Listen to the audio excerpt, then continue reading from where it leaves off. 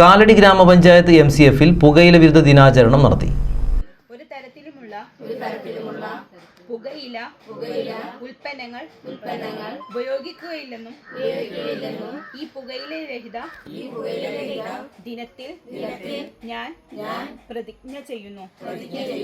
എന്റെ കുടുംബാംഗങ്ങളെയും സുഹൃത്തുക്കളെയും പരിചയക്കാരെയും പുകയില ഉൽപ്പന്നങ്ങളിൽ നിന്നും വിട്ടുനിൽക്കുന്നതിനായി ഞാൻ പ്രേരിപ്പിക്കും.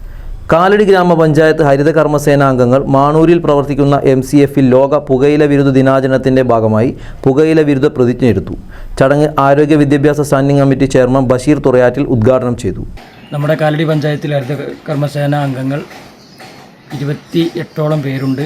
ബാക്കിയുള്ള ആളുകളൊക്കെ ഫീൽഡിൽ പോയതിനാലാണ് ഇത്ര ചുരുങ്ങിയ ആളുകളെ വെച്ച് ഈ പരിപാടി സംഘടിപ്പിക്കുന്നത്.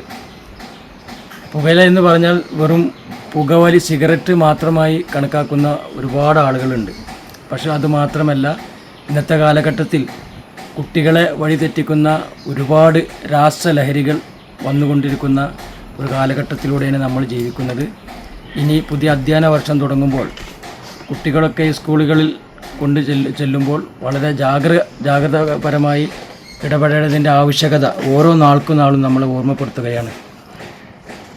ഓരോ വിദ്യാലയങ്ങൾക്ക് ചുറ്റും ഇത്തരത്തിലുള്ള തിന്മകളിലേക്ക് മക്കളെ എത്തിക്കുന്നതിൻ്റെ ഭാഗമായി ഒരുപാട് കഴുകന്മാർ നമ്മുടെ സമൂഹത്തിൽ ഉണ്ട് എന്നുള്ള തിരിച്ചറിവ് നമ്മൾ ഓരോ രക്ഷിതാക്കളിലും ഉണ്ടാവണം.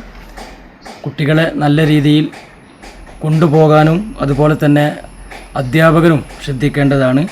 തീർച്ചയായിട്ടും ഈ പുകയില വിരുദ്ധ ദിനത്തിൻ്റെ ഭാഗമായി നമ്മൾ ഇന്ന് ഒരു പ്രതിജ്ഞ എടുക്കുന്നുണ്ട്.